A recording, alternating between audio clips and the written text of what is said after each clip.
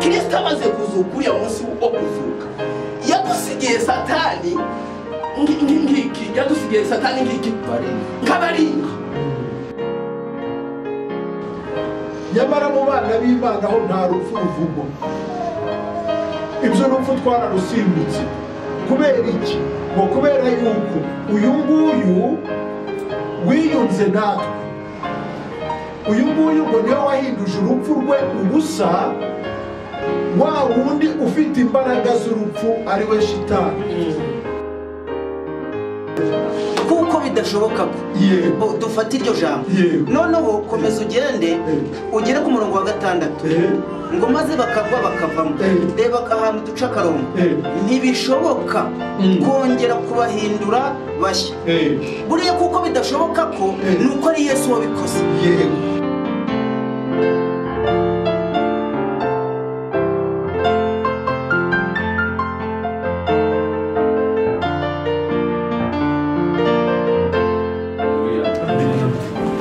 Bravo.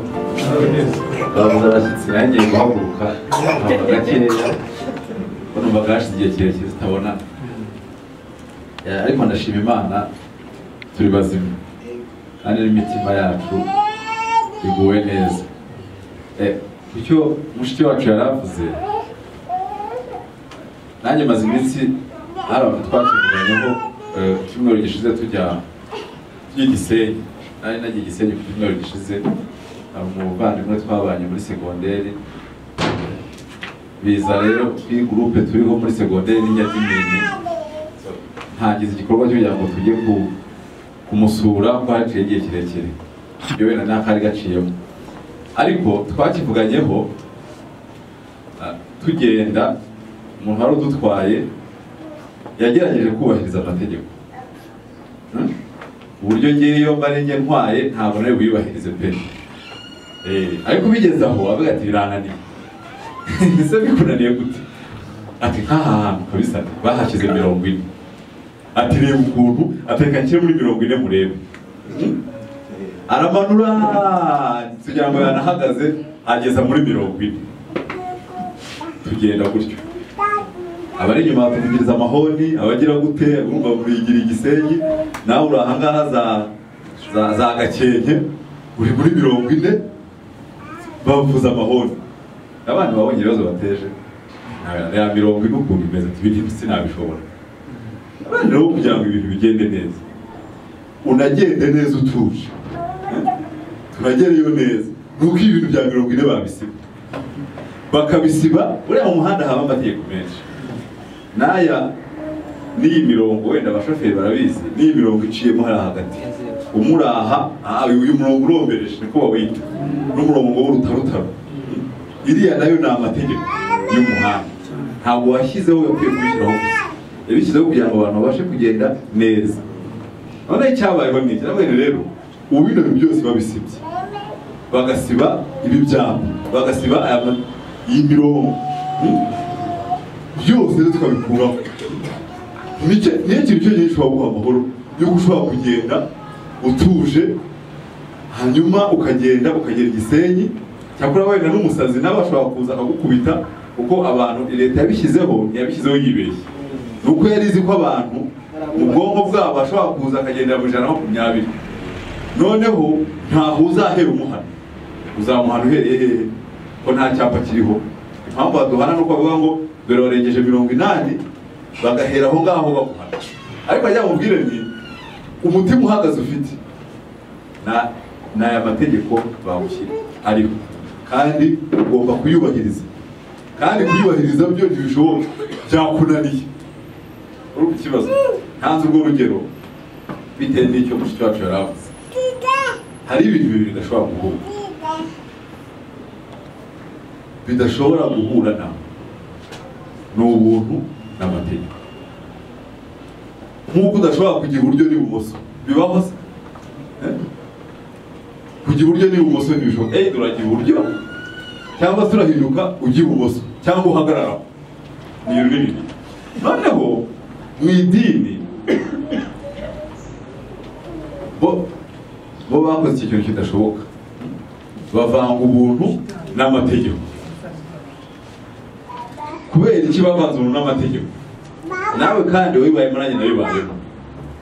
Iyo waba uri musenga wumva uri mu buntu, kumva Kristo yaragucunguye, siko bimeze, rwose aragucungura, rwose urumwe, urumva ubwiye abantu.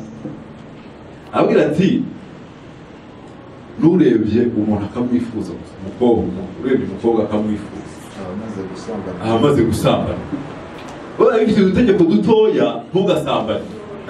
Noneho ubwo aho amategeko yabwiriye niho n'ibyaha nabyo bihinduka ikiruru. Urumva ikibazo? Hari umuntu wajyaga wivuga ngo ngiye gusigaye nsambana, uwo akaba yahagarara akavuga ngo ngiye ndi umukirisitu, kandi akumva pe sinasambanye sinishe, yandi 10 yose akumva ni sawa. Uwo rero yaboneka yagombaga kuducungura. Yaza kuboneka baravuga iti Yesu uretse kugenda yahabonetse Dawidi yaragitsinze kabisa, byihorere ahubwo nabacungure kuko niwe muntu ubuzima mbonye mu bantu. Abo rero abafarisayo bajyaga nabo bishushanya icyo ngicyo, kuko nese ntabwo ati akikubita ku gatuza ugati ameze nk'abariye abaturage birirwa bagira gutya. Urumva akikubita ku gatuza. Idini cyo ritwigisha ni ukwikubita ku gatuza, ariko iyo twikubita ku gatuza tuba duhindura ubusa, tuba dukerensa amaraso ya Yesu. Iyo twikubita ku gatuza, noneho twamaraga kwatura, wenda zwe wenda asa nkaho yavuga ati reka mbirekeraho. Icyabikubwiraga nuko uwamaraga kwatura ukongera ukajya kureba mu gitabo cy'amategeko, bavuga ngiri ariko kwatura byarangiye, ikiraje nibyo nibagiwe, Imana irimbabarira. Hari utarabivuze se, nibyo nibagiwe, wabyibagiwe wese umwanya wabaye mutoya, cyangwa se hari ibyo wahishe kuko madamu wawe ari hariya, ntabwo ajya ngo ngiye mwongerera, avuga ati mwajya mu rugo mugashwana, nyakunya ngo ugirira ari kubera iki. Noneho ukabyihorera, ariko igihe cyose urambuye igitabo cy'amategeko, nubwo warambuye kureba hasi ugakorwa n'isoni. Niyo mpamvu bavuga ngo ubugingo buhoraho ukarambura amategeko ukabubura, kandi n'ubundi nta murimo, ntabwo wajya mu mategeko kuko wayubahirije ngo usangemo. Ariko nurambura mu buntu ubw'Imana yakugiriye, kuko mu mategeko washatse murabubura. Niyo mpamvu umuntu wese, iyo pastor yavugaga umuntu wese warambuye mu gitabo cy'amategeko akamanika amaboko akavuga ati umva ibi bintu birananiye, niho yisanga mu buntu akaruhuka. Ariko ukirwana no kubahiriza amategeko, ibyo ngibyo ni ikibazo. Noneho tugasubira inyuma rero, noneho umuntu avuga ati se gutukana ni bibi, ubwo ni ntugatukane. Urumva ikibazo? Ntugatukane. Ngiye kurwana no kudatukana kugira ngo nubahirize iki amategeko, ariko si icyo ngicyo, kuko buriya byashoboka ko bashaka gukuraho ibyapa mu muhanda, cyangwa se ukaba wanagenda muri 40 atari uko handitse ngo ukagenda muri 40. Byashoboka kandi abantu bakagenda neza batuje mu muhanda, sibyo? Kuko umuntu we twavuga rero ndavuga ko se iwanyu yamenye ibirahure bingahe by'inzu, ko wari wemerewe, sibyo? Ko wari umwana mu rugo, ni kangahe wafashe inyundo ngo ugende umena uvuga ko ndi umwana mu rugo ubundi wabimena kabirahira televiziyo nkazimena. Arambwira ati ntabyo nakoze. None se ndakuje kubikora. Iriya jambo rero cya gice cya 6 no kuri pe niho hantu sultani agera akavuga ngumva twebwe gukora ibyaha ntitukinabizi. Urumva ikibazo? Ntitukinabizi. Kandi ikindi cya kabiri, iyo tubikoze cyane nibwo twumva umunezero. Urumva ikibazo? Yababwire abantu batatu. Umunyamategeko avuga ati ngewe ngo ingomba kugera nibobariza. Noneho ubu nawe ntaza aho yabukuye, nawe akavuga ati ahubwo nsambanye nkiba nkagira gute none nkajya nzanga nkababwira muzi yo nayo muzi nimugoroba za soni ziri hehe bitari ibibakoze isoni ubu biriya twarabikoraga ariko iki gihe biradukoze isoni uwo muntu ntakoze ibyo ngibyo ntagire isoni musanga hari Nyamirambo ibyo ndabibabwiza ukuri musanga Nyamirambo hariya arahari aho umugabo ahaguruka abantu batariye kwa sultani hatandi abantu wowe wagiyeyo gusura agiyeyo kabiri noneho hari uwahabaye hari uwahabaye madamu gadi namuza na wa musore Valence yabaye igihe gitoya nawe ati rero yigeze guhamagara ninde muntu muri iki cyumweru wasambanye ntabwo urumva bose avuga ati rero rwego turongeraho bubika ibiti yewe nta kigenda cyane ureba ntabwo mwe muramenye iby'ubuntu wagombye kuza ukavuga uti ngewe byagenze gutya na gutya kandi uri fiyeri umugabo umwe nawe w'umupasiteri ngo aragenda atereta umukobwa bati pasiteri twere umukobwa ati ntabwo turi abakirisitu kuko wowe uracyari umunyamategeko umuntu nagutereta umukobwa urabyanze guteze uracyari umunyamategeko wowe nukubabona mugenda isoni ziri hehe reka mbabwire iri jambo rirakomeye cyane wenda tunutasobanura risubiraho ariko ikintu kimwe si ukuvuga ngo nanze gutukana kugira ngo umuhego ntugatukane ahubwo ikindi ikiri muri njyewe cyakereye isoni nizo nazagira isoni zo kwambura umuntu ubundi uyu muntu yambaye amafaranga wabuye muri pana reka nirukanke mbanze nyamusubize cyakereye isoni muri wowe niba uri umwana rero uri umwana cya kintu wavuze ikintu gikomeye cyane cyo kunyara ku buriri none se uwahanya yaregeye utamukubita ariko se amaze gukura agira isoni agacunga mutanahari agahita acisha amatora ku ruhande akaba yanayanika no hirya aho abantu batanabibona niyo nkuru ntuzanayigarura ibyo ngibyo niko bimera ntabwo se navuga ngo wafatiwe mu isoko wiyibye none ujangaye ngo barankubise bari bamuzasubireyo nibe tu isoni ziri hehe aho noneho tuzavuga ngo ariko n'ubwo muntu turi kumwe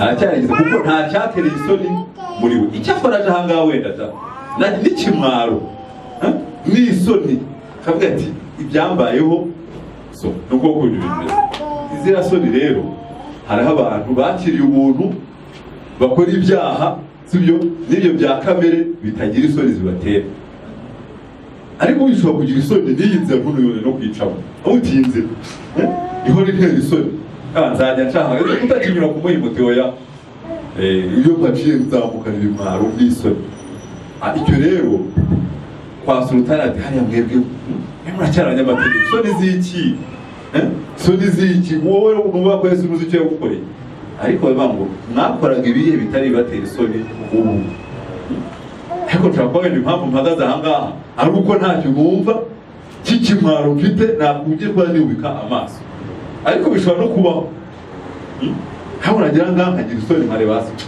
urumva nyine ngo ampe ufite isoni ariko cya kintu cyaguteye isoni nacyo si kibi kuba wagize n'izo soni si bibi ariko no guhora ugira isoni nabyo ni ikibazo none numvaga isoni noneho hari ikindi kintu pasiteri yavuze gitekerezaho abantu batubwiye bya Yesu yavuze ku kintu cy'umubatizo so nibabwira mwihangane kuko nagitekerejeho igihe kirekire mwendete izajya ryipagani hagezwa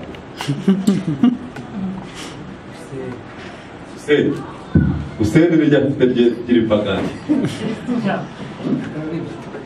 ry'iripagani ni ukuri abantu baraje batwigisha baduha n'amazina y'abakirisitu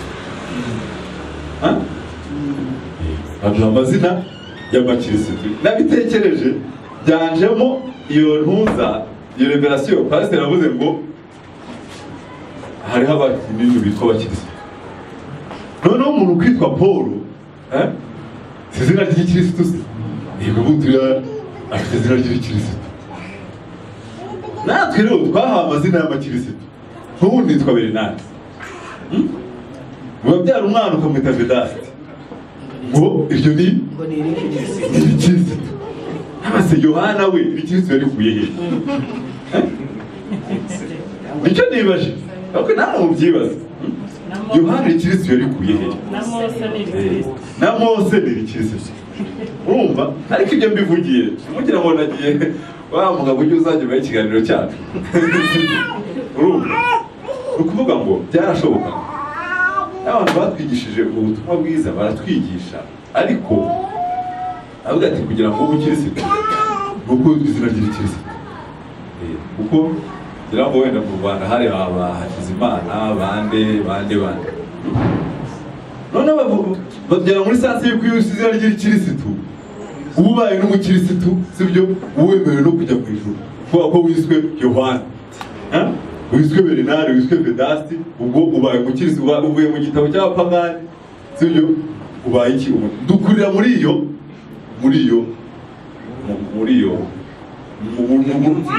myumvire kwizera ntibikiri iki ntabwo bigikenewe kuko witwa Yohana uriya we yitwa Idi Mubaraka simbizi ubwo ngo wese umukirisitu ariko wowe ni uhinduka nabibye byo pastor yavuze cyo ngo abantu barabatijwe bitwara amazina y'abakirisitu n'ibyo ngibyo aha rero izajya kwizera kubwira umuntu witwa Pawulo ngo niyizere ikintu gikomeye cyane kuko ni umukirisitu yitwa n'izina ry'abakirisitu kandi umukristo uwa Kristo ntabwo azarimbuka ni ahantu rero hajeho ikibazo ese niswe munyeshuri pasisi niswe munyeshuri namara kwitwa munyeshuri ntizera Kristo ndi munyeshuri wizeye Kristo simfite ubugingo buhoraho ijana ku ijana twiswe Jean Pierre ahubwo nguma kuri Sawuli ariwe Pawulo akiri na Sawuli akitwa Sawuli ihiro ryamusanze umukozi wanjye ntabwo dusanga yariswe umukozi aho ari abereye Pawulo ahubwo yiswe Sawuli akiri icyo cyaze kuvuga rero kwitwa Bernard na Jean Pierre ntacyo bimpaye sibyo kuko niyo monde ndimo sibyo n'abana banjye nabise ako nta mukirisitu ntabwo ari abakirisitu kuko mu gitabo cy'abakirisitu ntayarimo ndabyibutse kuko umwe yitwa Giva rero mu gitabo cy'abatagatifu bose sibyo oya ntibazamushyiramo ko yitwa Giva babwire ko n'ibintu byataye n'agaciro sibyo kuko ubundi Jean Pierre mu gitabo cy'abatagatifu utiswe Jean Pierre kwisha birarangiye ubwo rero njye namwise amazina atatu ariko muri aya mazina atatu yose ni abakirisitu sibyo yose ni abakirisitu nanyamwereka cyagize ngo kwitwa izina y'abakirisitu noneho duhinduka Kristo ku bw'izina twizwe nibyo pastor yakivuzeho twiswe abakirisitu ariko umuntu agirwa umukristo n'uwa Kristo no kwizera bana izina rya Jean Pierre Imana urakoze cyane Megstave nawe yarahagurutse akabazo ijambo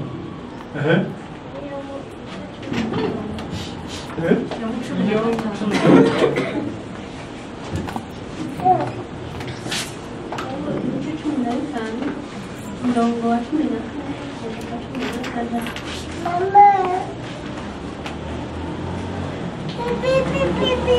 zamurira aravuga ngo umuntu ni iki kugira ngo yere n'ujyawe n'umugore bamukiranutse dore abera bayo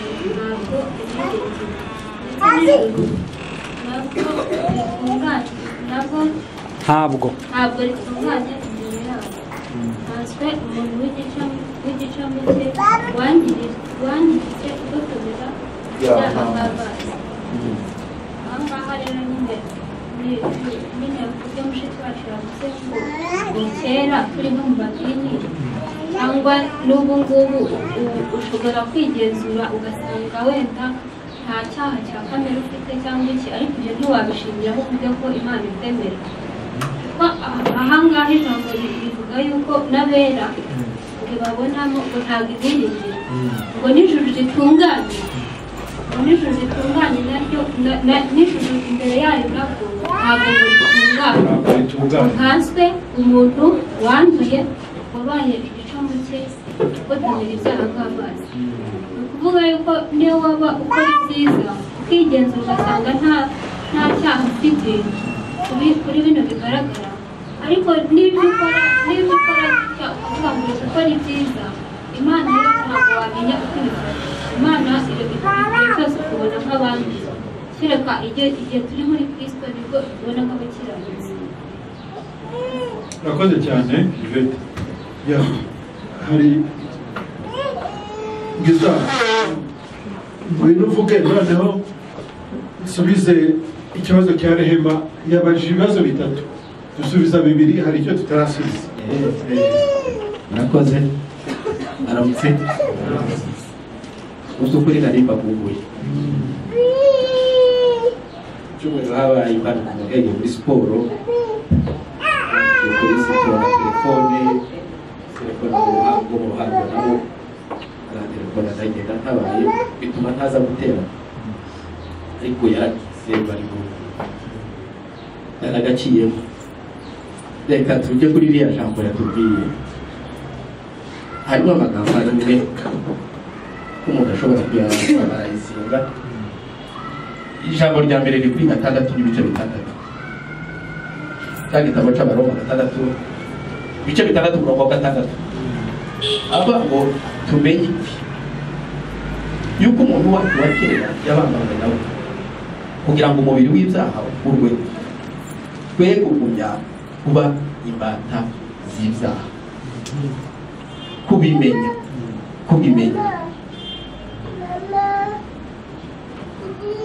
umuntu yabibwirwa yuko umuntu wacu wa kera, ukabibwirwa ariko umuntu ntanabisingire, ukabibwirwa ariko ntubisingire, ariko hakaba iyo haje ikindi kintu cyiza cyihishurirwa, nicyo kiza kikwemeza cyane kikakwemeza kuko icyo kintu cyagize gute, yuko uwo muntu wacu wa kera yagize gute, yabambwe. Yesu ashimwe cyane. Kandi tumenye iki, yuko umuntu wacu wa kera tubimenya tubibwirijwe, tubimenya iyo twamaze guhishurirwa kuko icyo kintu cyabaye. Paulo amaze kumenya iki kintu cyuko ubuzima dufite bwa none atari ubuzima bwa bundi bwa kera, niho yandikiye Abigalatiya muri biriya bice 2:19 agira ngo arabwira ngo nabambawe na Kristo. Yari amaze kumenya igikorwa Imana yakoze, yari amaze gusobanukirwa neza n'icyo Imana yakoze. Noneho ngo arangiza aravuga ngo nabambanywe na Kristo. Noneho ngo arangize imwe ntiyongera kwivuga kandi aravuga ngo noneho ntabwo ari Pawulo wenyine ukiriho, ntabwo ari na Sawuli ukiriho, kuko Sawuli muri za bikorwa bye bya mbere yari umuntu wagiraga nabi. Uko abantu bari bamuzi nka Sawuli ukora ibikorwa bitagize, ariko aravuga ngo nabambanywe na Kristo. Maze kubambanwa na Kristo, noneho ubugingo mfite, ubugingo nahawe, ubwo bugingo bwa Kristo noneho abari bwo sinaba nkibayeho njyewe ubwanjye ndapfa, maze gupfa noneho mbeshwaho n'uwo nguwo wakoze icyo gikorwa. Bwana asifiwe sana. Ubu bugingo bwaguranwe abantu cyane bazakunda kubifata, bakabifata nk'iki, bakabifata nko guhindura. Niba twazaga dusambana noneho nitwe tugisambana, akumva kuko ari ubwo bugingo aribwo bugingo noneho yabayebwo, akaba yanabwirata mugabo, akaba yakwirata ivyo bikorwa, ariko ntiyirate nyiri igikorwa wahinduye ubwo buzima kubukongo. Ubwo bugingo rero n'ubugingo bwaguranwe noneho bwa bundi bwawe ukaba munsi. hari umuntu umwe wigeze kutubwira sinzi ndagira ngo ni Yosefu aratubwira ngo Kristo amaze kuzuka uriya munsi wo kuzuka yadusigiye satani ngiki yadusigiye satani ngiki nk'abaringa nibaringa neza ariko yarangiza iyo baringa ikagira imbaraga ikagira impact kuri twebwe kubera iki twabayeho tubaho mu bintu umuntu yabayeho mu bihe by'amategeko araza maze kugera hano haza umuntu umare kuza yumva ni bidashoboka kuba ubwo buntu yakohererwa ubuntu yumva ari ibintu bitumvikana bitanafatika kugira ngo umuntu abeho muri ubwo buntu agihererwa ubuntu namara abe muri ubwo buntu agendere muri ubwo buntu atsindishijwe n'ubwo buntu agirwa n'ubwo buntu aba ari bwo bumugira akumva kubera abwakirira mu nariki abwakirira muri kamere yiwe akumva n'ibintu bidafatika bidashoboka akumva yashaka akagakeregejo ikindi gice cya kabiri kiri kuri hana kuri umurongo wa 10 umurongo wa 10 hakavuga ngo aba ariko namwe twiyumvamo kuko twagize gute kuko umuntu wacu wa kera yagize gute yarangiye niba anahari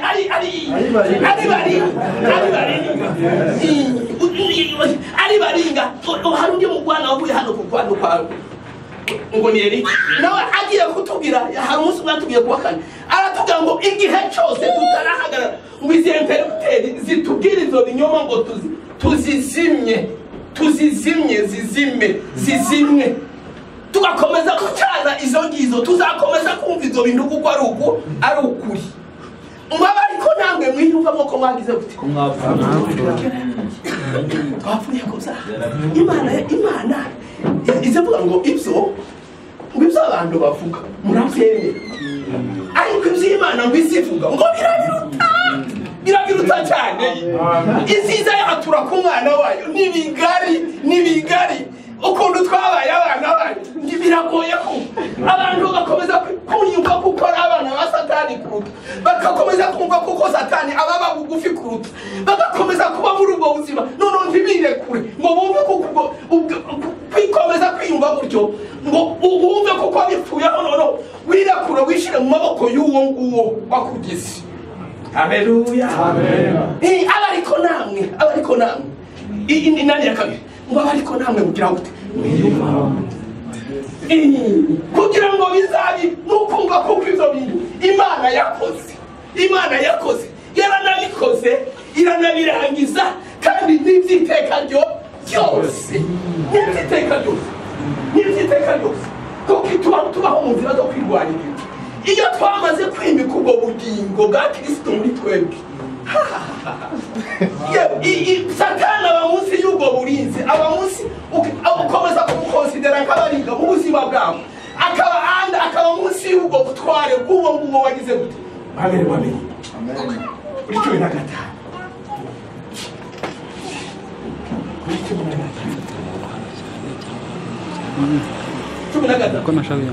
kandi timuhe ibyaha ingingo zanyu kuri impano zo gukira c'est donné à Dieu mwitange Imana kabazuke n'ingingo zanyu muzihe Imana kuri impano zo kugira ngo Kristo no gukiranuka kwacu Imana Ezra aba mwiteka Imana gukiranuka wowe ugirangiza uko gukiranuka irakuduha uko gukiranuka irakuduha mu mwana wa Yesu Kristo ngirangize ntiyabike turebera hajya muri amategeko ikazikomeza kuturebera mu mwana wayo noneho ngo turangize natwe duhita duhinduka uko gukiranuka kwane kw'Imana duhinduka gukiranuka kw'Imana duhinduka gukiranuka kw'Imana aravuga rero ngo namwe ngo mwitange twitange igice mbabarira hari genda gapapukanya wabandi igice cya gatandatu umurongo wa 16 undi muzi yuko mwihaye ntimuzi muzi yuko uwo mwihaye kuri imbata zo kumwumvira muri imbata z'uwo mwumvira uwo imbata z'izaha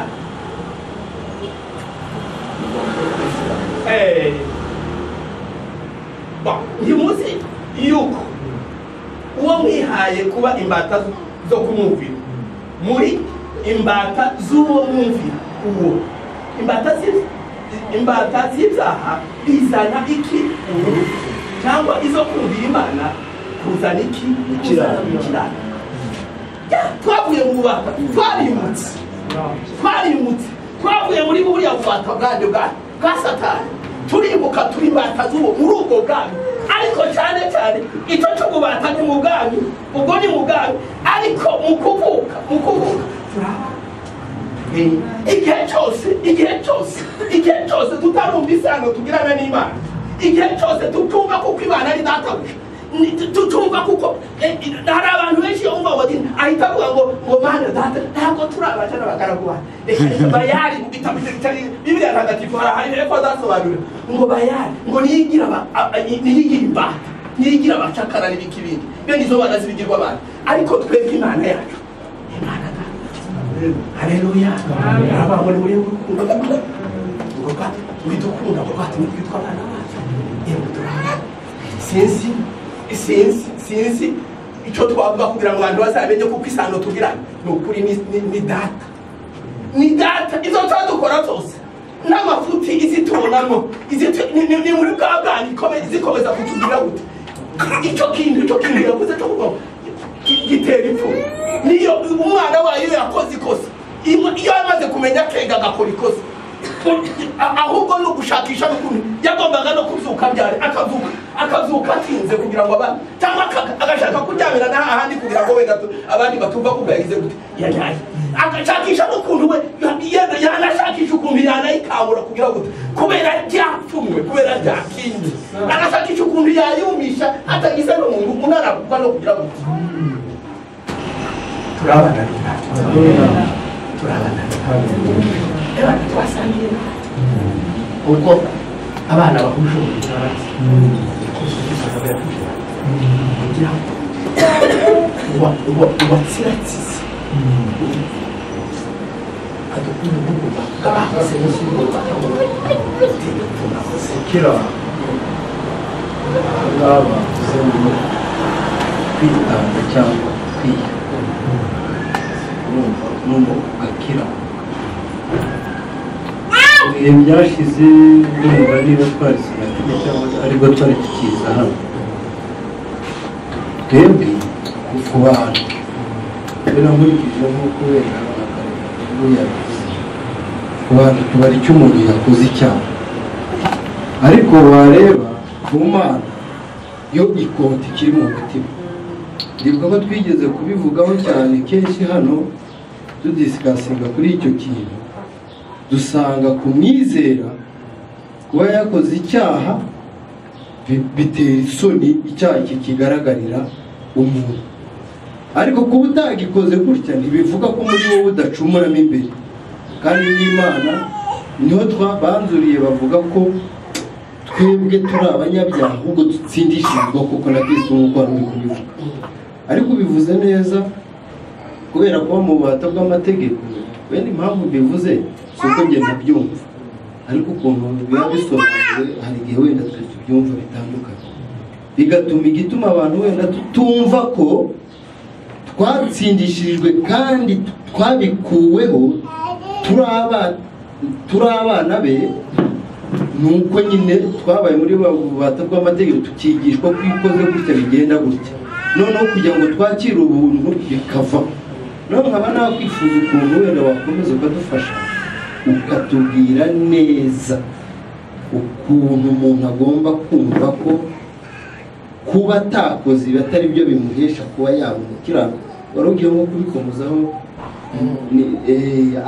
ahubwo abo umukiranutsi kubera wa wundi yizeye ari gukiranuka numva mwagaragaza gukiranuka kwe n'isano ry'Imana n'ukuntu twe tubonerwamo muri we n'Imana ko dukiranuka ariko atari uko kagakeregeshwa kacu ahari ariko tumaze kintu niho navuze nti tumaze kwigishwa kiriya kintu cy'amategeko twarayigishije ariko nanone kuyasohoza biratunanira. Abantu bose yazanye nk'uko batubwiye baravuze bati ewa uko bivuze ayo yose amaze kudusomera tuzayakora ngo turangize. Umwana w'umuntu aratsindwa ahera kuva ahageze agera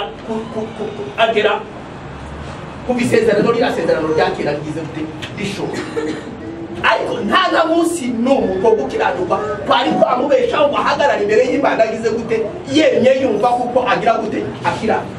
ngo turageze haza rero iki kintu cy'umuntu Pawulo yandika ziriya zandiko ze ko ari 10. Iyo yatangiraga kuri bari yabwiraga ubuntu, yavugaga ku buntu n'amahoro bire muri mwe biva ku Mana Data wa twese no ku Mwami Yesu Kristo. Yaza gusoza buri rwandiko, yaza gusoza akababwira ubuntu n'amahoro bibane nawe. Nicyo yashakaga kubabwira, yashakaga kuvuga igikorwa kuko ubuntu nagindi ubuntu bwari Kristo niwe yashakaga kuvuga kuko ahandi yaravuze ngo ari mu gitabo cya Yohana wa mbere nihavuga ngo dore ibiba mu isi ngibi kugira ngo irangize icyo kintu cyo gukiranuka kose yagombaga kuba muri wa mubiri Imana yinjiye mu mubiri mbirangize ishaka kugira ngo ishaka kurangiza ikibazo cy'icyaha iba muri wa mubiri ukiranuka iwubamo, ariko Imana yaradushizemo twebwe twese muri icyo kintu, yaradushize muri Kristo tubana nawe muri ubwo buzima, muri mu bugingo bwe tubana nawe dukiranukira muri we ngo turangize noneho dupfana nawe kugira ngo iri jambo twasomye noneho dupfana nawe kugira ngo nukuvuga ngo gukiranuka twahawe ni kuriya kuko Imana cyangwa se Kristo yabaye mu mubiri ikiranuka mu buryo bw'umwuzure. Noneho n'umuntu kuko Imana yari yaramushize muri Kristo Yesu nawe akiranukira muri we. Noneho twakiruka gukiranuka kutavuye kuri ya mategeko ariko duheshejwe n'Imana. Uko gukiranuka rero niko twirata, uko gukiranuka rero niko tugira. Ariko rero ikindi ikibazo tugira ya mitekerereze ya kera, tugira ya mitekerereze n'ubu Satani ntabwo twemera kuko twamusigira ari nk'abaringa, hari imyamba tuturasa akatwereka yuko tudakiranuka namba, akatugarura hehe. Iyo atugaruye akatugarura mu hehe, muri kamere. Iyo atugaruye muri kamere rero akagira imbaraga zo kutwemeza kuko mu by'ukuri tutagira gute tudakiranuka, ariko iby'Imana ivuga kuri twebwe birabiruta. Izo bindi ni za Satani n'ibinyoma kubitesha agaciro. Ebana izo interpreter rwose izo murakoze cyane Imana kugera mu gatoya.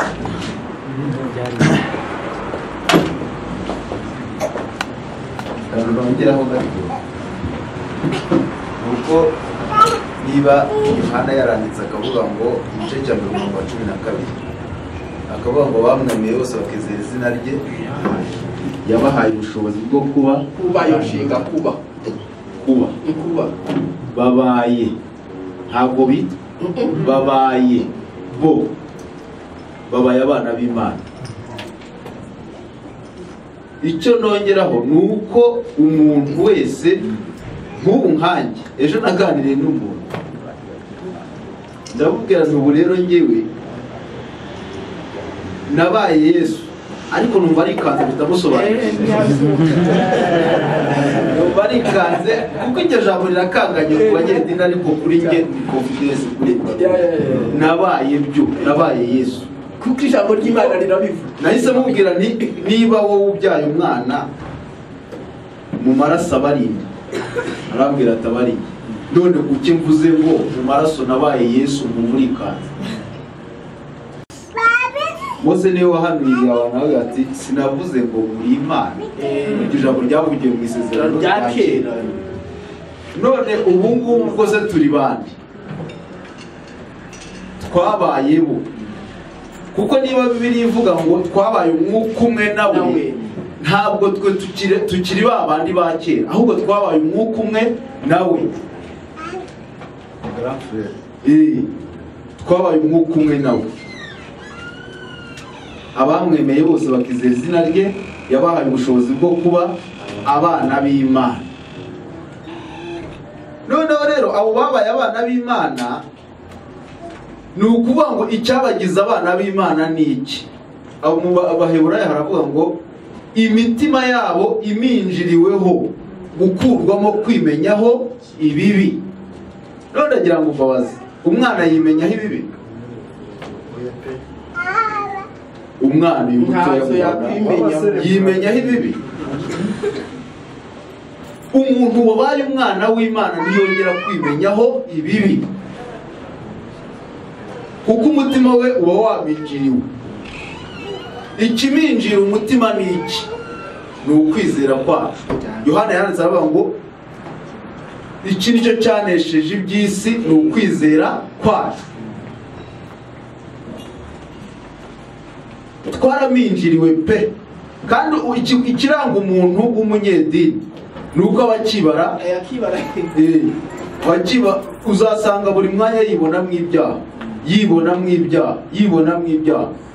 Kandi wamaze se ko n'ubundi udakiranuka, wakwemeye ubuntu bw'Imana bukagukiza, akaguhakanira ati nzakiranuka, ati nzakiranuka paka, nzakiranuka paka. Ariko nagira ngo nongereho ku byo mwene Data yaravuze, twebwe twabaye abana b'Imana, kandi ntituzabyamburwa, ntituzabikurwaho, kuko mu maraso twabaye byo. nta cyadutandukanye. Ibyuma byo mu isi iyo bipimye, ushaka kujisha guhakana umwana ko ari wabubyaye, ADN barapima bagasanga n'uwawe, kandi ntiwahusha ngo uvuge ngo si uwanyu. No. Dufite twebwe rero dufite isuzumiro ryacu, ni mu mwuka we. Iyo twisuzumye dusanga turi abana be bayo. Murakoze. ADN rwose ntaracyayi twambuka.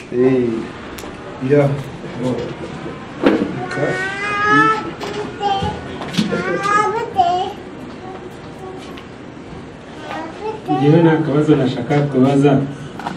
Muri Yohani wa mbere igice cya 5 umurongo wa 16 na 17 haranditse ngo hari icyaha cyicisha n'ikiticisha.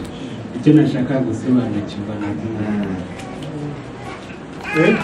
hari icyaha cyicisha n'ikiticisha. Yohani wa mbere igice cya 5 umurongo wa 16 na 17 icyaha cyicisha n'ikiticisha. Nibyo nagira ngo menye. Urakoze cyane. Icyo kibazo cyawe kijyanye neza n'isomo n'ubundi twatangiriyeho. Niba hakivugwa icyaha mu bana b'Imana, niba hakivugwa icyaha mu bera, byumvikane neza ko icyo cyaha ari icyaha kiticisha. Murabyumva neza? N'icyo ubu turi ahangaha, niyo mpamvu natangiye kuvuga hari icyaha kiri ahangaha gishakisha ndakibura. Kubera iki? Kuko nzi ko aya materaniro ari amateraniro y'abana b'Imana, kandi niba ari amateraniro y'abana b'Imana, ubwo ni amateraniro y'abera. Niba hari n'icyaha kiri hagati yacu, ni cya kindi kiticisha. Ikiticisha nicyo kiranga. Ikiticisha ni ikihe rero? Ni cya kindi cyamaze guhongererwa, kimwe cyabonewe impongano, nicyo kiticisha. Ariko ikicisha gifite bariya bo hanze, bariya batizera icyo Imana yakoze. Abo nibo bakora icyaha kicisha. Ikicisha ni ukutizera. Ikicisha muri make ni ukutizera. Icyo nicyo cyaha kicisha. Ni nacyo Yesu yavuze kitababarira cyane. Gutuka umwuka we. Icyatumye avuga icyo nuko bari bamwise Belzebuli. Ati umwuka ukorera muri uyu mugabo ni Belzebuli. Bati okay, niba rero ni Belzebuli, mukaba muntereye iyo ngiyo, namwe muzapfana ibyaha byanyu nimutizera ko ndiwe. Ndiwe wa wundi watumye Mose kwa Farawo. Bati Mose ati ndavuga kuri ati nduwo ndiwe. Namwe nimutizera ko ndiwe muzapfana ibyaha byanyu. Icyaha kitababarirwa rero ni ukutizera Yesu Kristo, ni uguhakana cyangwa se kwanga impano y'Imana. Noneho reka dusubize ku kibazo cya Rehema, hanyuma twerekeze ku musozo.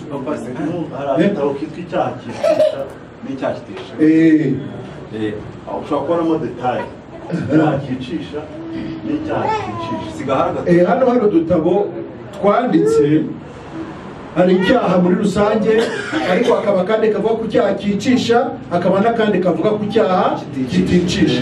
Ni udutabo dutatu tuvuga ku cyaha. Niba twaranashize tuzashaka uburyo dukoresha utundi abadukeneye batubona. None ikibazo cya Rehema sasa kiri muri Yakobo 2 umurongo wa 12.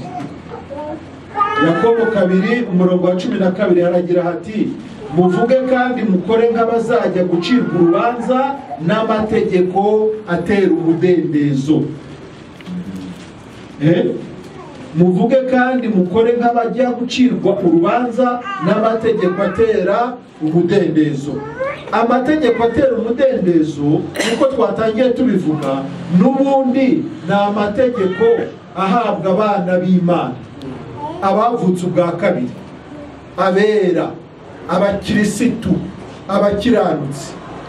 Abo ngabo nibo bahabwa amategeko atera umudendezo, ariko nta mupagani ushobora guhabwa itegeko ritera umudendezo, kuko itegeko ry'icyaha n'urupfu nta kindi ribyara n'ubundi uretse urupfu nyine. Nyamara mu bana b'Imana ho nta rupfu ruvugwa. Ibyo rupfu twararusimbutse. Kubera iki? Ngo kubera yuko uyu nguyu wiyunze natwe, uyu nguyu ngo niwe wahinduje urupfu rwe ubusa, wa wundi ufite imbaraga z'urupfu ari we Shitani, kugira ngo tureke gukomeza kugira ubwoba bw'urupfu. Twebwe abizeye izina ry'uwo mwana w'Imana. Hari amategeko y'abana rero, hakaba n'amategeko y'ab'isi. Amategeko y'ab'isi azana igihano cyangwa se azana urupfu, ariko amategeko y'abana atera umudendezo. Reka mbabwize ukuri, ntawe uzaduhana twebwe. Reka na Yesu yaravyivugiye abwira n'abantu bose muri rusange, abaterega ntawe nzacira iteka, ahubwo ijambo mwumvise niryo rizabashinja kuri wa munsi. Ijambo mwumvise niryo rizabashinja kuri wa munsi. Natwe rero nk'abana urupfu rwo twararusimbutse, urubanza rw'iteka rwo rwavuyeho, ibyo ntibikiriho. Mu Giswahili ngo hakuna tena hukumu ya ghadhabu. Hukumu ya ghadhabu ni ukuvuga ngo nta rubanza rujyanye n'urupfu rukituriho twebwe. Niba hari n'urubanza ni urw'abana nyine, ariko urwo ngurwo narwo mumenye ko ari twe tuzarwicira, ntabwo ari Imana izaruducira. Za soni tugira, ryapfunwe tugira kuba tutakoze ibyo twagombaga gukora, burya nicyo gihano cyacu. Niyo mpamvu Bibiliya ivuga ngo nta mahoro ku munyabyaha. Iryo jambo rikora ku mpande zombi, ku batizera no ku bizera. Uri umwizera, kora icyaha maze turebe kugira amahoro. Niba wumva umuntu avuga ngo afite amahoro mu byaha, umenye ngo uwo ngo ntaravuka ubwa kabiri. Kabone naho yaba avuga urupfu no kuzuka kwa Yesu, n'abanyabyaha barayabura. Nibyo navugaga, ni itegeko rikora ku mpande zombi. Ari abizera n'abatizera, iyo bakoze icyaha babura amahoro. abantu bakiriye agakiza ko mu bwonko. Iki kintu njya nkunda kukivuga. Hari agakiza twize mu mashuri ya Bibiliya, agakiza ko mu bitabo, agakiza ko mu nyandiko. Soma Luka igice cya mbere umurongo wa 76. No kubabwira iby'agakiza ko ari ukubabarirwa ibyaha byabo. Ibyo mukabyiga neza mu ishuri. Imbabazi z'ibyaha zaturutse ku gitambo cya Yesu. Yesu yarapfuye. Ubwo imbabazi zaratanzwe. Ntawe ugipfuye ukundi. Wizere cyangwa ureke, zararangiye. Izo nyigisho ni murazo zirahari cyane kandi zifite imbaraga. Ariko niyo wumva umuntu akubwira ngo afite amahoro mu byaha, akubwira ngo nta kibazo yumva ngo yakoze icyaha atagikoze ngo nicyo kimwe, jya umenya ngo uyu nguyu ntarakavuka. Ukubwira ko nta mahoro nuko abihisha. Ya mahoro yabikora ku mugaragaro. Yego rata. Hari akabazo ya mahoro bombi ko bayabuze. Noneho wa mwana w'Imana we aragaruka ati umwana w'Imana ikimugarura rero ya mahoro. Urumva akoze icyaha abuza amahoro. Yego. Nutiza undi yabuza amahoro. Noneho wa wundi amahoro aragaruka ati igituma amahoro yagaruka nuko yibuka ko mu ijuru afite umurengezi. Yes. Naho muri Yohana avuga ngo sikoze icyaha. Bana bato n'abaryogoye mudakora icyaha. Kiriya cyaka. Ariko ni mugikora. Mumenye ko umurengezi amahoro akagaruka. Ariko uriya w'amahoro ni mirere ntayafite. Ntabwo baragaruka bavuga ngo ko undi ngo mana mbabarira nakoze. Ntabwo wibutse. Biriya ntacyo bihindura. Biriya byo kuvuga ngo mana mbabarira ntacyo bihindura. Ntabwo wibutse. Ahubwo biramurega. Biriya biramurega. Ni umuswa, ni ukugaragaza ko atazi n'ibyo ari kuvuga nawe. Kuko nta hantu na hamwe uzasoma muri iyi Bibiliya havuga ngo mana mbabarira ikuraho icyaha. Nta na hamwe amagambo y'umuntu akuraho icyaha cye. Nta na hamwe. Bakubwira ko yicaye ku ntebe y'imbabazi ngo barababarira. Yarababariye, yatanze imbabazi rimwe kugira ngo bibe bihagije iteka. Ikibazo ni ukutabyizera gusa. Naho kubyizera byararangiye. Tubashije bariya twamushora no kuvuga ko batarize. Yego n'ubundi. Bariya bahora basaba imbabazi ntabwo barizera ubutumwa bwiza. Ntabwo ari uko wenda badakijijwe nk'uko mushiki wacu Olivier yabivugaga. Oya birashoboka kabisa, hano mu madini hariho abantu bakijijwe. Batizera ubutumwa bwiza. Bakijijwe kandi batarizera. Uretse ukuntu bakijijwe. Barakijijwe kubera yuko ubwabo bahuye n'intambara y'icyaha, batsinzwe n'urubanza rw'icyaha, basanga nta bundi buhungiro uretse kwa Yesu. Amadini isa ntiyigisha ibi ngibi. Mwihane mwizere umwami Yesu. Niba ndashaka kwakira umwami Yesu, abatamwizera bose bazarimbuka, ariko abizera Yesu ugasanga abantu bahuye baje kwakira Yesu. Ibikorwa ibyo ngibyo. Imana rero ireba mu mutima, ishobora kubona ko uyu muntu koko aje n'umutima we wose, kandi nta kindi akeneye uretse Yesu Kristo. Yesu Kristo arabasha kwinjira mu bugingo bwe. Yinjiye mu bugingo bwe, wambwira ko uyu muntu adakijijwe? Mu bugingo arakijijwe, ariko ahangaha mu bumenyi ntabwo azi neza umurimo Yesu Kristo yakoze n'ingaruka wagize ku bantu bamwizera. Ibyo ntabizi, ariko mu mutima uwo yizera ni Yesu. Ni nawe azi ko ari ubasha kumuhesha ubugingo buhoraho, ariko uko Yesu azamuhesha ubwo bugingo ntabyo azi. Ubwishingizi afite muri uwo Yesu ntabyo azi. Niyo mpamvu ahora n'ubwoba, agahora yiyeza asaba imbabazi agira ati ni ubutambambuga bumuvugisha, ariko mu by'ukuri umutima we ntabwo ari umutima w'ubugome. Uyu rero yaravutse, ahubwo akenewe kumenya neza ubwishingizi bw'ako gakiza kabonerwa muri Kristo Yesu. Umuntu ukijijwe ni umuntu ufite umukiza muri we. Kuko aba bantu ngewe njya mvuga ngo, ariko sino kubivuga niko biri. Umuntu ufite agakiza ko mu bugingo aruta inshuro 1000 umuntu ufite agakiza ko mu bwonko. uzi ko hariho abantu bazi neza icyo Yesu yakoze, bazi ibyanditswe, bashobora kukubwira neza igitambo cya Yesu kuva ku itangiriro ukageza ku iherezo, ariko badafite Yesu mu bugingo bwabo, batigeze bahura na Yesu mu buzima, ariko mu bwonko barabizi. None ntitwavuga ngo urugero rwa bakubaho niwe, kubaho niwe iyo bavuga Yesu n'igitambo cye uravuga uti mbonye abantu kabisa. Aze kumva ni mugoroba. Amuze gutega amatwi ku mugoroba kuri Hot FM 103.6 mwumva ukuntu kubaho niwe bivuga. Igitambo cya Yesu ntabarusha ba ibyo bazi kubivuga neza.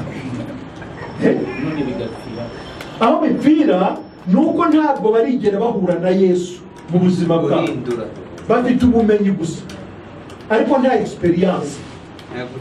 Imana rero ntabwo ireba ubumenyi ufite, ahubwo ireba umutima wawe. Oya, umva kandi kantu bashyiramo kakanuza kagasembo, baravuga ngo abantu bose, abasilamu, amadini yose ubona, mbese abantu bose baracunguwe, keretse ko umunezero babura ari uwo kubimenya, ariko barakijijwe, nta muntu uzarimbuka n'umwe. Amaraso yameneka kwisha kandi batabizi ntakiriho. Urumva bariya bo bari mu mvange. Ubundi hari abatizera, ariko hakaba abandi Bibiliya ngo bahakanisha imirimo yabo, bakayihakanisha ibyo bavuga. Hari abantu bavuga Yesu ariko batizera umurimo wa Kristo mu bugingo bw'umuntu. None bakavuga ko umuntu ntacyo ahindukaho, ni mubi uko yakavutse ni nako azapfa. Kristo gusa niwe watanze igitambo cy'ibyaha, niwe watanze impongano y'ibyaha. Bivuga ngo kwizera no kutizera ibyo bintu ni kimwe, ntacyo bihindura ku cyo Kristo yakoze, ntacyo wakongera ku gitambo cya Yesu Kristo. Oya, ubakurikiye neza wumva bifite imbaraga ibyo bintu byabo, wumva bisa n'ukuri, ariko noneho ikibazo ni uko baza guhindura Imana inyabinyoma. Gute?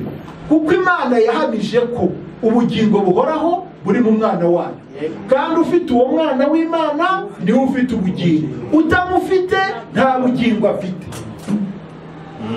Urumva imvugo? Uwizera aba avuye mu rupfu ageze mu bugingo. None utizera ngo amaze gucirwa witeka. Nukuri abasirikare n'abapapa bose b'inshuti zanjye ndatuganira mbere, ngewe iyo nganira n'umunyedini ntabwo mpita mubera open mu mabwire zegera, tuganira ibyanditswe bisanzwe.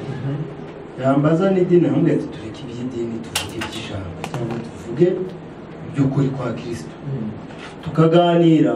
Iyo muganira nawe murahuza ku ijambo, bazi ijambo ry'ubuntu. Noneho ahantu dutandukanira bikaba ikibazo ni ubuzima bw'imibereho y'umwana wizera. Aho ngaho rero ni naho hari ishingiro ry'ubuzima bw'umwizera koko nyakuri. Kuko muri njyewe kwirinda ni urugero, gusambana si uko nzi ko atari byo bimpesha ubugingo, ahubwo hari uwo nizera muri njye anyereka wenda icyo ko ari umwanda, atari na stati yanjye nk'umwana we cyangwa nk'umwizera we. Noneho muri njye hakazamo nk'ikintu wenda cyo gusuzugura icyo gikorwa, ariko bidashobora gutuma nciraho iteka wenda uwo nakibonyeho. Urabyumva neza? Noneho rero ukuri kwabo ni uko kurya umwana, kunywa izo nzoga nta kibazo kumwizera, kubera ko byo byarangiriye he muri Kristo Yesu.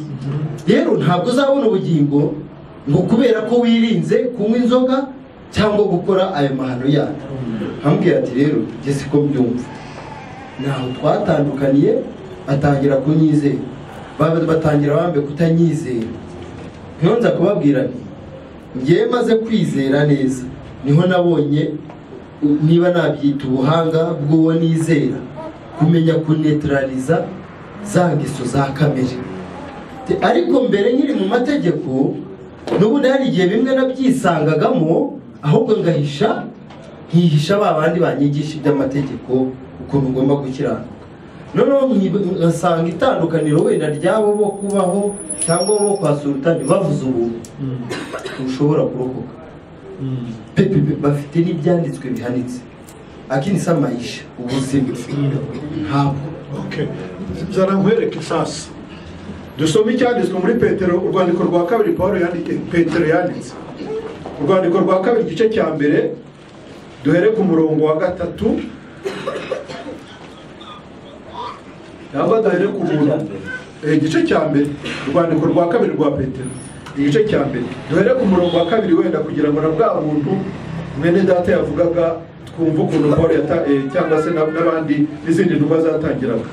Ngo ubuntu n'amahoro bigwire muri mwe mubiheshwa no kumenya Imana na Yesu Kristo umwami wacu, kuko imbaraga z'ubumana bwayo zatugabiye ibintu byose bizana ubugingo no kubaha Imana, tuboheshejwe no kumenya neza uwaduhamagarishije ubwiza bwe n'ingeso ze nziza. Ibyo nibyo byatumye aduha ibyo yasezeranije by'igiciro cyinshi bikomeye cyane, kugira ngo bibatere gufatanya na kamere y'Imana, mumaze guhunga no gukira kononekara kwazanywe mu isi no kwifuza. Aya magambo ntasobanutse? Oya, reka nongere gasoma. Urwandiko rwa kabiri rwa Petero igice cya mbere umurongo wa 2 kugeza ku wa 4. Ubuntu n'amahoro bigwire muri mwe mubiheshwa no kumenya Imana na Yesu Kristo umwami wacu, kuko imbaraga z'ubumana bwayo zatugabiye ibintu byose bizana ubugingo no kubaha Imana, tuboheshejwe no kumenya neza uwaduhamagarishije ubwiza bwe n'ingeso ze nziza. Ibyo nibyo byatumye aduha ibyo yasezeranije by'igiciro cyinshi bikomeye cyane, kugira ngo bibatere gufatanya na kamere y'Imana, mumaze guhunga no gukira kononekara kwazanywe mu isi no kwifuza. Iyi kamere y'Imana rero, iyi kamere y'Imana twafatanye nayo cyangwa se twafatanije nayo, nidutera kuzinukwa ikibi n'igisa nacyo. Murumva iyi kamere y'Imana nidutera kuzinukwa ikibi n'igisa nacyo. Kamere y'ubumana iri muri twe, twebwe bandi abana b'Imana, ababyawe ubwa kabiri. Kuko ntushobora kubona iyi kamere y'ubumana utaravuka ubwa kabiri. Kandi uzakubwira ko abantu bose bavutse ubwa kabiri, uwo ni umunyabinyoma, kandi azaba ahinduye n'Imana inyabinyoma. Kuko Yesu niwe wabwiye Nikodemo ati utavutse ubwa kabiri mushobora kwinjira mu bwami bw'Imana. Ntabwo rero Yesu yari ayobewe yuko Nikodemo yavutse ubwa kabiri. Ntabwo yari kwirirwa amubwira kuvuka ubwa kabiri kandi azi neza ko yavutse ubwa kabiri. Iyo kamere y'ubumana rero, iyo niduhamiriza n'umwuka wera muri twe, ngo nibo nicyo gihamya cyangwa se kiduhamiriza ko turi abana b'Imana. Niyo kamere y'ubumana turimo, n'uwo mwuka w'Imana uturimo. Nerekeza ku musozo, reka mvuge kuri ya mategeko atera umudendezo azaducira urubanza. Amategeko atera umudendezo, amategeko atera umudendezo ni ayahe? Ni abiri. Hari urukundo, hari no kwizera. Nayo uko ari abiri. Ayo mategeko rero, reka tuvuge kuri itegeko ry'urukundo nk'uko twatangiye turivuga. Iri tegeko ry'urukundo rifite imbaraga nk'urupfu. Itegeko ry'urukundo, ndakubwiza ukuri, umuntu ukunda iyo umubabaje, ndakubwiza ukuri, bikubabaza kurenza we wababaje. Urumva? Ukunda iyo umubabaje, wowe wamubabaje ubabara cyane kurenza we. uko niko rero itegeko ritera umudendezo rizaducira urubanza. Twebwe tumaze kumenya neza urukundo Imana yadukunze, tukamenya igiciro twaguzwe, ndakubwiza ukuri, ubwacu tuzicira urubanza. Tuziyanga, tuzigaya, tuzasanga hari abantu mu ijuru mpamya yuko ubwabo bazahora bicuza icyatumye batakaza umwanya wabo mu bintu by'imburamumaro. Niba hari ikintu gishobora kubabaza umwana w'Imana, ni ukwibuka imibereho ipfuye yabayeho. Hano twumvise yuko muri Petero wa kabiri nyine igice cya 1:3 ngo kuko imbaraga z'ubumana bwayo zatugabiye ibintu byose bizana ubugingo no kubaha Imana, tubuheshejwe no kumenya neza uwaduhamagarishije ubwiza bwe n'ingeso ze nziza. Uwaduhamagarishije iki? Ubwiza bwe n'ingeso ze nziza. Ntabwo Yesu yigeze aduhamagarisha igitugu cyangwa amategeko ngo nutabikora biragenda ukuruka. Ubwiza bwe n'ingeso ze nziza nibyo yaduhamagarishije. Ni nabyo Paulo avuga mu Baroma igice cya 2:4 avuga ati ntimuzi yuko iyo neza y'Imana ari ibarehereza kwihana.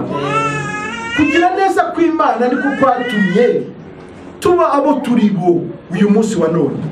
Niba dukunda Imana none, nuko Imana ariyo yabanje kudukunda. Siko Yohana avuga. Ibi rero biragaragaza neza yuko nta kibazo Imana ifitanye n'umuntu, ahubwo umuntu azagirana ikibazo nawe ubwe. N'ubu kandi umuntu afitanye ikibazo nawe wenyine. Kuko intambara zose arwana ni ibitero yigabaho. Naho Imana yo ntabwo ikiranirwa. Ni nabyo Paulo yavugaga nyine avuga ati ariko ubundi niba twebwe dusubiye mu byo twangaga twashenye tukongera kubaka ibyo twashenye, ese tuvuge ko Yesu ahindutse umugabura w'ibyaha, umugabura w'ibibi? Reka da, ni twebwe ikibazo, ni twebwe. Nk'abana b'Imana rero twisuzume. Niyo mpamvu iri jambo riza muri Bibiliya, twiyinire turebe niba hari tutagawa nk'abana.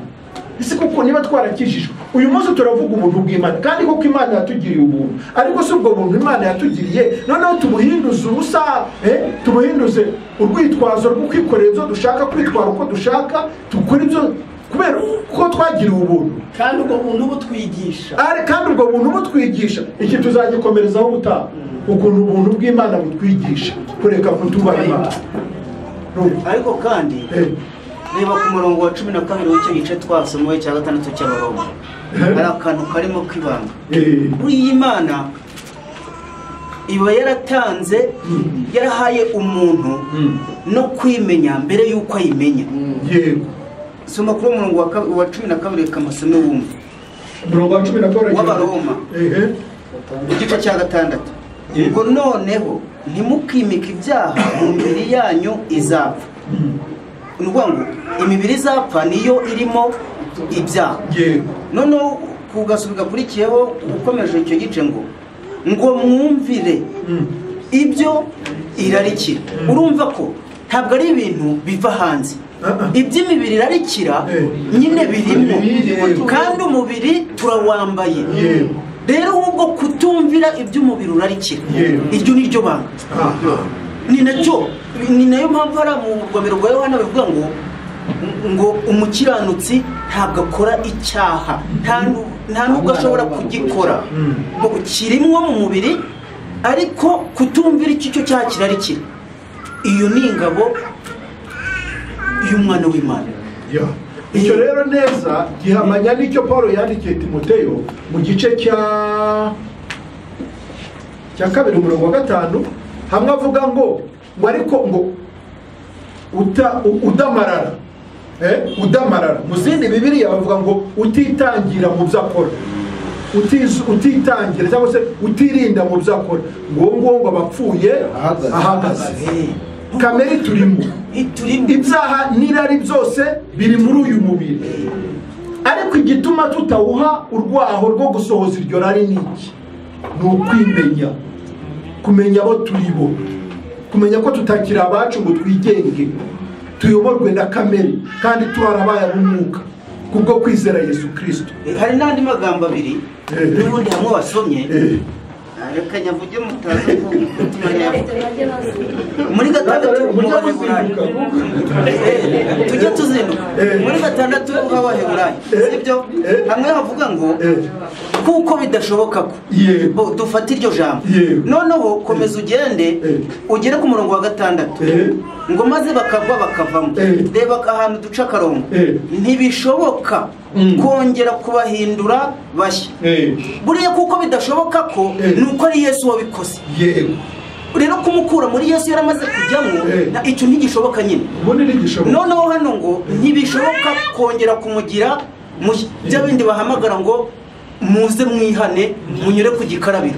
Ibyo nyine ni impfabusa kubera ko Yesu yashyizeho umupaka. Ntibishoboka ko wavamo warizeye, ntibishoboka ko waba mushya kubera ko wavuze ngo ndabiretse ngo Mana mbabarira. Ibyo ntabwo byakugira mushyashya. Ibyo ni ibintu byapfuye biri aho ngaho byaciriwe mu iteka. None rero twerekeje ku musozo, nk'uko twatangiye tuvuga, ntabwo ubuntu bw'Imana twabuherewe gupfa ubusa, sibyo? Ntabwo dusabwa gukora ibyaha kugira ngo ubuntu busage, ngo kubera ko ibyaha ngo byagwiriye n'ubuntu bw'Imana bwarushirijeho gusaga. Ntabwo tuzakora ibyaha twitwaje ubuntu. Umuntu uzumva yitwaza ubuntu nyine kandi akora ibyaha, uzamenye ngo ntazi n'ubuntu icyo ari cyo, kuko ubuntu n'imbaraga z'Imana ziduhesha gukora ibyo tutabasha gukora ku bwa kamere yacu. Ubuntu bw'Imana nizo mbaraga zitubashisha kubaho nyine nk'abana b'Imana, tukabaho mu iyi si ariko tutarabisi, tukihanganira ibyo tutabasha kwihanganira ku bwacu. Ubuntu bw'Imana nibwo budufasha muri ibyo byose. Tuzabukomerezaho ubutaha.